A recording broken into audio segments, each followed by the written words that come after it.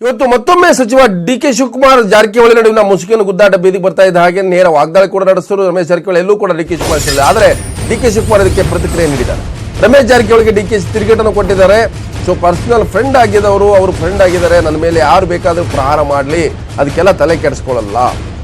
ಇದು ಈಗ ಡಿ.ಕೆ. ಶಿವಕುಮಾರ್ ನೀಡಿರ್ತಕ್ಕಂಥ ಪ್ರತಿಕ್ರಿಯೆ. ರಮೇಶ್ ನನ್ನ ಪರ್ಸನಲ್ ಫ್ರೆಂಡ್ ಅಂತೇಳಿ ಡಿ.ಕೆ. ಶಿವಕುಮಾರ್ ಅದಕ್ಕೆ ಸಮರ್ಥನೆ ಕೊಟ್ಟಿದ್ದಾರೆ. ನನ್ನ ವಿರುದ್ಧ ಯಾರು ಬೇಕಾದರೂ ದಾಳಿ ಮಾಡ್ಬೋದು, ಪ್ರಹಾರ ಮಾಡ್ಬೋದು ಅಂತೇಳಿ ನೇರವಾಗಿ ಡಿ.ಕೆ. ಶಿವಕುಮಾರ್ ಕೂಡ ತಿರುಗೇಟು ನೀಡಿದ್ದಾರೆ. ರಮೇಶ್ ಜಾರಕಿಹೊಳಿ ನಡೆಸಿದಂಥ ವಾಗ್ದಾಳಿಗೆ ಡಿ.ಕೆ. ಶಿವಕುಮಾರ್ ತಿರುಗೇಟು ನೀಡಿದ್ದಾರೆ. ಯಾರು ಬೇಕಾದ್ರೂ ನಿಮ್ಮ ಮೇಲೆ ಪ್ರಹಾರ ಮಾಡಬಹುದು, ಅದಕ್ಕೆ ಅವಕಾಶ ಇದೆ ಅಂತ ಹೇಳಿದ್ದಾರೆ. ನೋಡ್ರಿ, ನನ್ನ ಮೇಲೆ ಯಾರು ಬೇಕಾದ್ರೂ ಪ್ರಹಾರ ಮಾಡಲಿ, ನೀವು ಸುಮ್ಮನೆ ಮಾಧ್ಯಮದವ್ರು ಸೃಷ್ಟಿ ಮಾಡೋಕೆ ಈಸ್ ಮೈ ಪರ್ಸನಲ್ ಫ್ರೆಂಡ್. ಯಾಕೆ ಸುಮ್ಮನೆ ಅವ್ರನ್ನ ಪಾಪ ಅವ್ರ ಇಮೇಜ್ನ ಯಾಕೆ ಹಾಳು ಮಾಡ್ತಾ ಇದ್ದಾರೆ ನೀವು? Is A loyal Congress man, youth Congress ಇಂದ ಬೆಳೆದವ್ರು, ಅವ್ರಂಗೆಲ್ಲ ಮಾಡೋಕ್ಕಿಲ್ಲ. ನೀವು ಸುಮ್ಮನೆ ಸೃಷ್ಟಿ ಮಾಡ್ತಾ ಇದ್ದೀರಾ. ನೋಡ್ರಿ, ನನ್ನ ಮೇಲೆ ಯಾರು ಬೇಕಾದ್ರೂ ಪ್ರಹಾರ ಮಾಡಲಿ, ನೀವು ಸುಮ್ಮನೆ ಮಾಧ್ಯಮದವ್ರು ಸೃಷ್ಟಿ ಮಾಡೋಕೆ ಈಸ್ ಮೈ ಪರ್ಸನಲ್ ಫ್ರೆಂಡ್. ಯಾಕೆ ಸುಮ್ಮನೆ ಅವ್ರನ್ನ ಪಾಪ ಅವ್ರ ಇಮೇಜ್ನ ಯಾಕೆ ಹಾಳು ಮಾಡ್ತಾ ಇದ್ದಾರೆ ನೀವು? Is A loyal Congress man, youth Congress ಇಂದ ಬೆಳೆದವ್ರು, ಅವ್ರಂಗೆಲ್ಲ ಮಾಡೋಕ್ಕಿಲ್ಲ. ನೀವು ಸುಮ್ಮನೆ ಸೃಷ್ಟಿ ಮಾಡ್ತಾ ಇದ್ದೀರಾ. ಸೊ ಹಾಗಾದ್ರೆ ಬನ್ನಿ, ಕಾಂಗ್ರೆಸ್ನ ಕಲಹದ ಬಗ್ಗೆ, ಇಬ್ಬರು ಪ್ರಭಾವಿ ಸಚಿವರ ನಡುವಿನ ಮುಸುಕಿನ ಗುದ್ದಾಟದ ಬಗ್ಗೆ ನೇರವಾಗಿ ಸಂಪರ್ಕದಲ್ಲಿ ನಮ್ಮ ಹಿರಿಯ ಪ್ರತಿನಿಧಿ ಶ್ರೀನಿವಾಸ್ ಹಳಕಟ್ಟಿ. ಯಾರ ಇಮೇಜ್ ಯಾರು ಹಾಳು ಮಾಡ್ತಾ ಇದ್ದಾರೆ? ಒಂದ್ ಕಡೆ ರಮೇಶ್ ಜಾರಕಿಹೊಳಿ ಹೇಳ್ತಾರೆ ಸ್ವಘೋಷಿತ ಪ್ರಭಾವಿ ನಾಯಕನ ವಿರುದ್ಧ ಪಿತೂರಿ ಮಾಡ್ತಾ ಇದ್ದಾರೆ, ಈ ತರ ಸುಳ್ಳು ಸುದ್ದಿಗಳು ಹಬ್ಬಿಸ್ತಾ ಇದ್ದಾರೆ ಅಂತ ಹೇಳ್ತಾರೆ. ಇನ್ನೊಂದು ಕಡೆ ಡಿ.ಕೆ. ಶಿವಕುಮಾರ್ ಪ್ರತಿಕ್ರಿಯಿಸ್ತಾರೆ, ನನ್ನ ವಿರುದ್ಧ ಯಾರು ಬೇಕಾದ್ರೂ ಪ್ರಹಾರ ಮಾಡಬಹುದು, ನೀವು ಇಮೇಜ್ ಅನ್ನ ಧಕ್ಕೆ ತರ್ತಾ ಇದ್ರಿ, ಅವರು ಯೂತ್ ಕಾಂಗ್ರೆಸ್ ಇಂದ ಬಂದವ್ರದ್ದು. ಹಾಗಿದ್ರೆ ಯಾರ ಇಮೇಜ್ ಯಾರು ಧಕ್ಕೆ ತರ್ತಾ ಇದ್ದಾರೆ? ಹಾಗಿದ್ರೆ ಕಾಂಗ್ರೆಸ್ನಲ್ಲಿ ಇವರ ಕಲಾ ಯಾವ ಹಂತಕ್ಕೆ ಹೋಗಿ ತಲುಪುತ್ತೆ?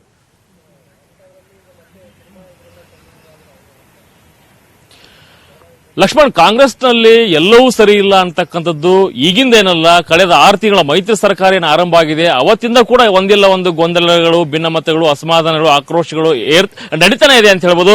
ಆದ್ರೆ ಇವತ್ತು ಕೂಡ ಏನು 6 ತಿಂಗಳಿಂದ ಒಂದು ಡಿ.ಕೆ. ಶಿವಕುಮಾರ್ ಅವರು ಮತ್ತು ರಮೇಶ್ ಜಾರಕಿಹೊಳಿ ಅವರ ವಿರುದ್ಧ ಏನು ಒಂದು ಕಲಹ ಇದೆ, ಆ ಕಲಹ ಇನ್ನೂ ತಾರಕಕ್ಕೇರಿದೆ ಅಂತಕ್ಕಂಥದ್ದು. ಅಂದ್ರೆ ಒಂದು ಕಡೆ ಸ್ವಯಂ ಘೋಷಿತ ಒಬ್ಬ ಮುಖಂಡರು ಏನಿದ್ದಾರೆ, ಪ್ರಭಾವಿ ಮುಖಂಡರು, ಅವರು ನನ್ನ ವಿರುದ್ಧ ಸಂಚಲನ ಮಾಡಿ ನನ್ನ ಒಂದು ವ್ಯಕ್ತಿತ್ವಕ್ಕೆ ಮಸಿ ಬೆಳೀತಕ್ಕಂಥ ಒಂದು ಪ್ರಯತ್ನವನ್ನು ಮಾಡ್ತಾ ಇದ್ದಾರೆ ಅಂತ ಒಂದು ಆರೋಪವನ್ನ ರಮೇಶ್ ಜಾರಕಿಹೊಳಿ ಅವರು ಮಾಡಿದ್ರೆ, ನನ್ನ ವಿರುದ್ಧ ಯಾರಾದ್ರೂ ಆರೋಪವನ್ನು ಮಾಡಲಿ, ಏನಾದ್ರೂ ಮಾತನಾಡಲಿ, ಅವರ ವೈಯಕ್ತಿಕ ವಿಚಾರ ಅಂತಕ್ಕಂಥ ಒಂದು ಮಾತನ್ನ ಹೇಳ್ತಾನೆ ಡಿ.ಕೆ. ಶಿವಕುಮಾರ್ ಅವರು ರಮೇಶ್ ಜಾರಕಿಹೊಳಿ ಅವರ ಮಾತನ್ನ ತಳ್ಳಿ ಹಾಕಿರ್ತಕ್ಕಂಥದ್ದು.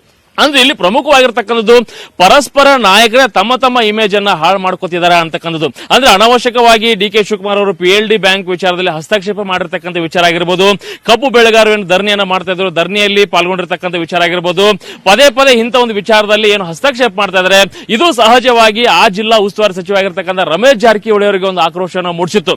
ಅದರಲ್ಲೂ ಕೂಡ ಒಂದು ಆಕ್ರೋಶ ಆದ ಬಳಿಕ ಆಕ್ರೋಶನೇ ಪದೇ ಪದೇ ಒಂದು ರಮೇಶ್ ಜಾರಕಿಹೊಳಿ ಅವರು ಬಹಿರಂಗವಾಗಿನೇ ಒಂದು ಶಿವಕುಮಾರ್ ಅವರ ಒಂದು ಆಕ್ರೋಶವನ್ನು ಕೂಡ, ಅಸಮಾಧಾನ ಕೂಡ ವ್ಯಕ್ತಪಡಿಸ್ತಾನೆ ಇದ್ರು. ಆದ್ರೂ ಕೂಡ ಇದು ಎಲ್ಲೋ ಒಂದ್ ಕಡೆ ತಾರ್ಕಕ್ಕೆ ಇರತಕ್ಕಂಥ ವಿಚಾರ ಗೊತ್ತಾದ ಮೇಲೆ ಬಳ್ಳಾರಿ ಒಂದು ಕಡೆ ಹೊಗೆ ಇಲ್ದೇ ಬೆಂಕಿ ಇಲ್ಲದೆ ಹೊಗೆ ಆಡಲ್ಲ. ಸೊ ಇವತ್ತು ಕೂಡ ರಮೇಶ್ ಜಾರಕಿಹೊಳಿ ನಿವಾಸಕ್ಕೆ ರಮೇಶ್ ಯಾದವಾಡ್ ಇರ್ಬೋದು, ಪರಣ ಮುನ್ನೋಳಿ ಇರ್ಬೋದು, ಅನೇಕರು ಅವ್ರ ಕ್ಷೇತ್ರದ ಕೆಲಸ ಅಂತ ಹೇಳಿದ್ರು ಕೂಡ ಈ ಸಂದರ್ಭದಲ್ಲಿ ಬೆಂಕಿ ಬಿದ್ದಾಗ ತನ್ನ ವಿರೋಧಿ ಪಕ್ಷದ ನಾಯಕರುಗಳು ಭೇಟಿ ನೀಡಿರ್ತಕ್ಕಂಥ ಅನೇಕ ಅನುಮಾನಗಳಿಗೆ ಎಡೆ ಮಾಡಿಕೊಟ್ಟಿದೆ. ಹಾಗಿದ್ರು ಕೂಡ ರಮೇಶ್ ಜಾರಕಿಹೊಳಿ ಅವರ ನಡೆ ಇದೆಯಲ್ಲ ಬಹಳ ನಿಗೂಢ. 2 ದಿವಸಗಳಲ್ಲಿ ಬೆಂಗಳೂರಿನಲ್ಲಿ ಇದ್ದೆ ಅಂತ ಹೇಳ್ತಾರೆ. ಸ್ವತಃ ಡಿ.ಕೆ. ಶಿವಕುಮಾರ್ ಹೋಗಿ ಅಲ್ಲಿ ಬೆಳೆಗಾರರ ಜೊತೆ ಕೂತು ಸಮಸ್ಯೆ ಪರಿಹರಿಸುವ ಅಂತೇಳಿ ಅವರನ್ನು ಧರಣಿ ವಾಪಸ್ ತೆಗೆದುಕೊಳ್ಳುವಂತ ಪ್ರಯತ್ನ ಮಾಡ್ತಾರೆ. ನಾನು ಬೆಂಗಳೂರಲ್ಲಿ ಇದ್ದೀನಿ ಅಂತ ಹೇಳ್ತಾರೆ. ಹಾಗಿದ್ರೆ ರಮೇಶ್ ಜಾರಕಿಹೊಳಿ ಮತ್ತು ಅವರ ಬೆಂಬಲಿಗರ ನಡೆ ಇನ್ನೂ ಕೂಡ ನಿಗೂಢವಾಗಿದೆ. ಸೀಕ್ರೆಸಿ ಮೇಂಟೈನ್ ಮಾಡ್ತಾ ಇದ್ದಾರಾ?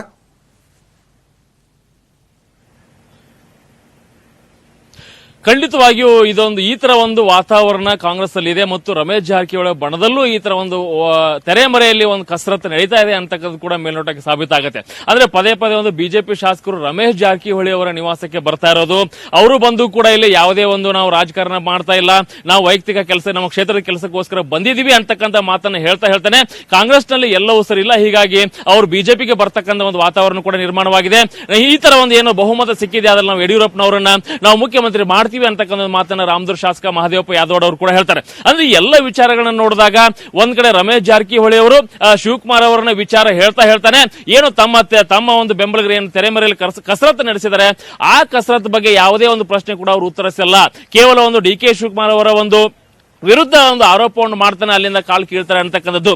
ಅಂದ್ರೆ ಎಲ್ಲೋ ಒಂದ್ ಕಡೆ ರಮೇಶ್ ಜಾರಕಿಹೊಳಿ ಅವರ ಒಂದು ಬೆಂಬಲಿಗರೇನಿದ್ದಾರೆ, ಈ ಬೆಂಬಲಿಗರು ತೆರೆಮರೆಯಲ್ಲಿ ಕಸರತ್ತನ್ನು ನಡೆಸ್ತಾ ಇದ್ದಾರೆ. ಅಂದ್ರೆ ನಮ್ಮನ್ನ ಕಡೆಗಣಿಸಬೇಡಿ, ಎಲ್ಲೋ ಒಂದ್ ಕಡೆ ಡಿ ಕೆ ಶಿವಕುಮಾರ್ ಅವರ ಒಂದು ವರ್ಚಸ್ಸು ಜಾಸ್ತಿ ಆದಂಗೆ ರಮೇಶ್ ಜಾರಕಿಹೊಳಿ ವರ್ಚಸ್ಸು ಕುಸಿತಾ ಇದೆ ಅಂತಕ್ಕಂಥ ಒಂದು ಮನೋಭಾವನೆ ಕೂಡ ರಮೇಶ್ ಜಾರಕಿಹೊಳಿ ಇರಬಹುದು. ಹೀಗಾಗಿನೇ ಕೂಡ ತಮ್ಮ ಬೆಂಬಲಿಗರ ಜೊತೆಗೆ ಮತ್ತೊಂದು ಹಂತಕ್ಕೆ ನಾನು ರೆಡಿ ಆಗಿದ್ದೀನಿ, ಮತ್ತೊಂದು ಬೆಳವಣಿಗೆ ನಾನು ರೆಡಿ ಆಗಿದ್ದೀನಿ ಅಂತಕ್ಕಂಥದ್ದು.